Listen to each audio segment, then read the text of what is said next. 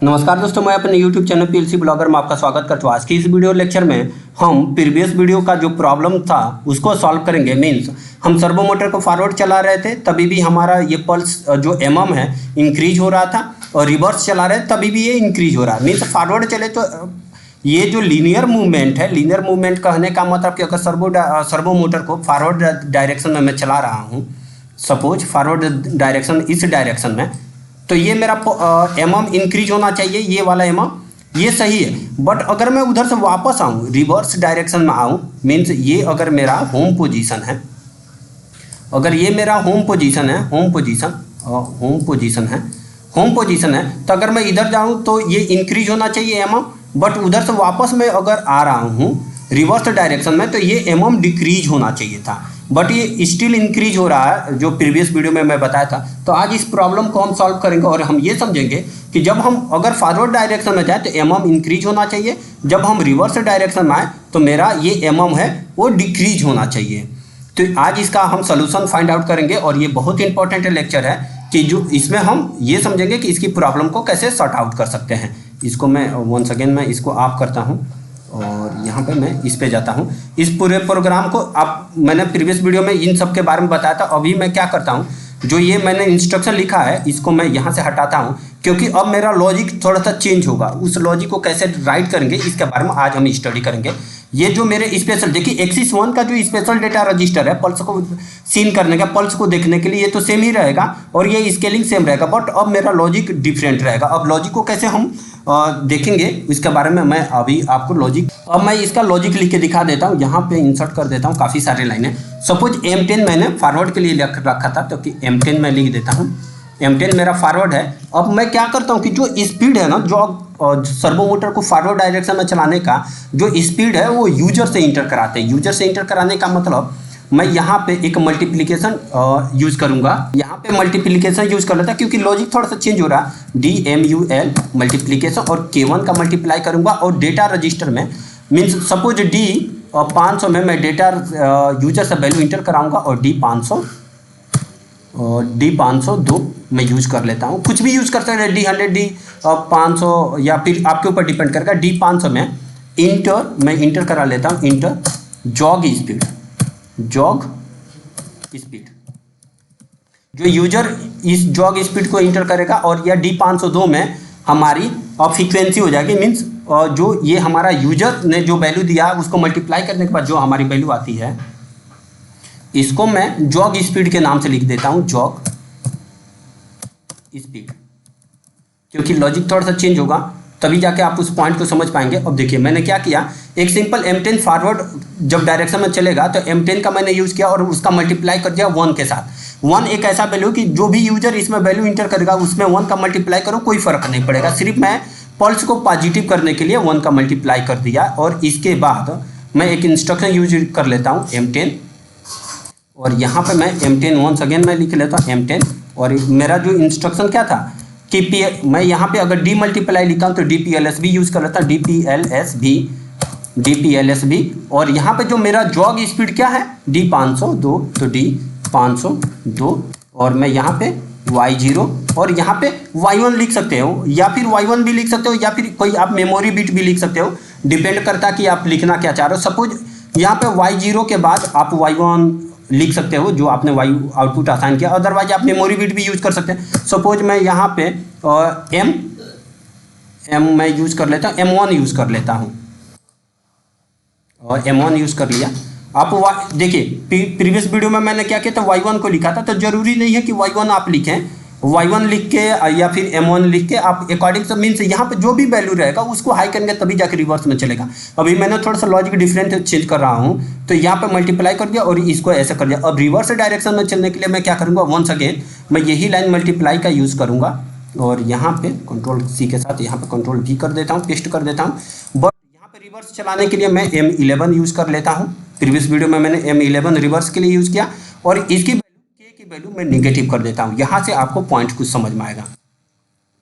जब मैं वीडियो दिखा रहा था, मीन्स जब पिक्चर दिखाया था आपको, तो मैंने ये बताया था कि जो ये हमारी DPLSB इंस्ट्रक्शन है, इसके जो सोर्स की वैल्यू अगर पॉजिटिव होती है तो सर्वो मोटर फॉरवर्ड डायरेक्शन में चलेगा, नेगेटिव होगी तो रिवर्स डायरेक्शन में चलेगा।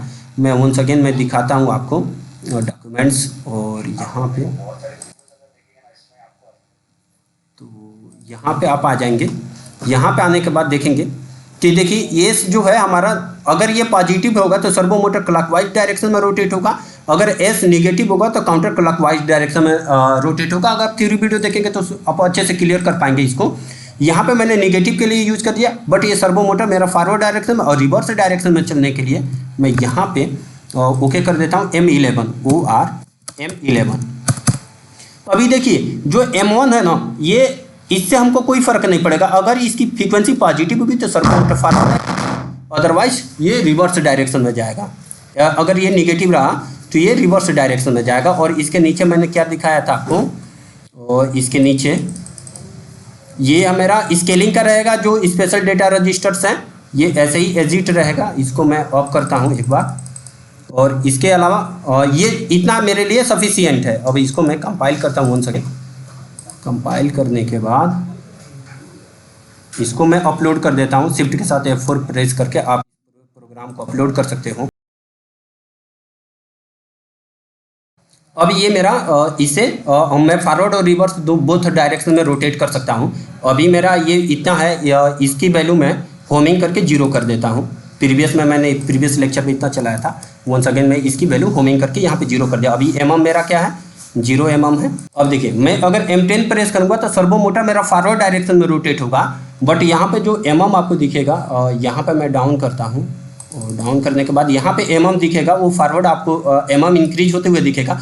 बट इंटर जॉग स्पीड, अगर मैं जिस स्पीड से यूजर चलाना चाहते हैं वो इंटर स्पीड आप यहाँ पे करते हैं D500 में कर सकते हो। अभी D500 में यहाँ पे मैं डबल वर्ड कर देता हूँ, क्योंकि मेरा डबल वर्ड मैंने यूज़ किया। डबल वर्ड यूज़ करने के बाद और यहाँ पे मैं इसकी वैल्यू इंटर कर देता हूँ। सपोज यहाँ पे मैं यूज़ कर देता हूँ 100 हर्ट्ज से मैं चलना चाहता हूँ। 100 हर्ट्ज मैंने इंटर कर दिया। तो यहाँ पे देखिए अब इंटर स्पीड करने के बाद M10 प्रेस करता हूँ। M10 प्रेस करने के बाद यहाँ पे देख सकते हैं कि यहाँ पे मेरा पल्स जनरेट होते हुए दिख रहा है, और कितना mm ट्रेवल कर गया ये यहाँ पे दिख भी रहा है कि अभी देखिए कितना mm ट्रेवल हो गया मेरा, 103 104 मीन्स ऐसे काफ़ी तेज़ इंक्रीज हो रहा है मेरा mm इंक्रीज। बट ये फॉरवर्ड में होते जा रहा है। मीन्स अगर mm ये इसकी वैल्यू अगर पॉजिटिव हुई, देखिए जो हमारा PLSB है और DPLSB सॉरी, यहाँ पे जो जॉग स्पीड अगर इसकी पॉजिटिव है रही तो ये सर्वो मोटर मेरा फॉरवर्ड डायरेक्शन में चलेगा। अगर निगेटिव हुआ तो रिवर्स डायरेक्शन में चलेगा। अभी मैंने फॉरवर्ड पे चला और स्टॉप कर दिया, और देखते हैं कि कितना mm ट्रेवल कर गया।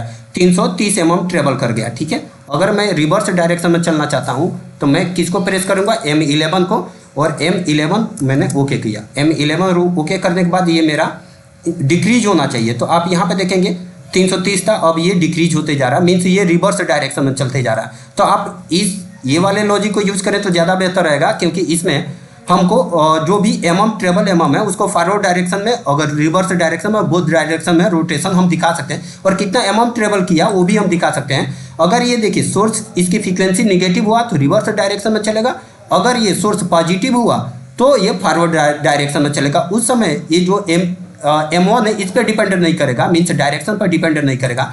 अगर फ्रीक्वेंसी पॉजिटिव हुआ तो फॉरवर्ड डायरेक्शन में, निगेटिव हुआ तो रिवर्स डायरेक्शन में चलेगा। अभी आप नीचे देखोगे तो ये निगेटिव में भी चल चुका, निगेटिव में मीन्स इतना mm डिक्रीज हो गया। वंस अगेन मैं इसको ऑफ करता हूँ, और इसके बाद मैं फॉरवर्ड को प्रेस करता हूँ तो ये फिर mm बढ़ते हुए दिखेगा। यहाँ पे देखिए जो पल्स जनरेट हो रहा था निगेटिव में था, अभी ये पॉजिटिव में होने लगेगा, और 0 होने के बाद वंस अगेन, और यहाँ पे mm देख सकते हैं ये mm इंक्रीज हो रहा है एक्चुअली। अब यहाँ पे देखेंगे कि mm बढ़ते जा रहा है। तो अगर ये पल्स की फ्रीक्वेंसी पॉजिटिव हुआ तो सर्वो मोटर फॉरवर्ड डायरेक्शन में, अगर निगेटिव हुआ तो रिवर्स डायरेक्शन में चलेगा। M1 से कुछ भी वैल्यू फर्क नहीं पड़ेगा, क्योंकि ये पॉजिटिव और निगेटिव। बट यहाँ पर किसी भी केस में Y1 आपका ऑन नहीं होना चाहिए। जो आप इसके लिए हाई स्पीड और पैरामीटर का जो सेटअप किए थे तो Y1 हमारा डायरेक्शन को रिप्रेजेंट कर रहा था, तो Y1 का इसमें हम यूज नहीं करते। अगर फ्रीक्वेंसी पॉजिटिव और नेगेटिव यूज़ कर रहे हैं तो Y1 को यूज नहीं कर सकते हैं, क्योंकि उससे फिर अगर डायरेक्शन चेंज हो जाएगा। तो इस केस में आप दोनों में देख सकते हैं कि ये पल्स इंक्रीज मीन्स mm बढ़ते हुए जा रहा है। अगर फॉरवर्ड डायरेक्शन में जाएंगे तो mm बढ़ते जाएगा, अगर वापस आएंगे तो mm डिक्रीज होते हुए जाएगा। तो ये काफ़ी इंपॉर्टेंट था।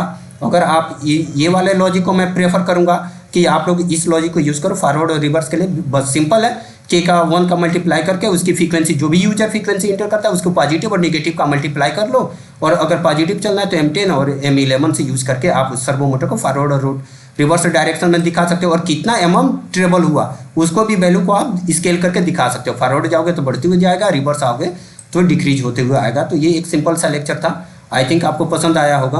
अगर मेरी वीडियो पसंद आ रहा है तो प्लीज़ वीडियो को लाइक कीजिए, शेयर कीजिए, चैनल को सब्सक्राइब भी कीजिए। अगर किसी तरह का सजेशन या सुझाव हो तो हमें जरूर बताएं, हम उसको सुधार करेंगे। तब तक के लिए नमस्कार दोस्तों।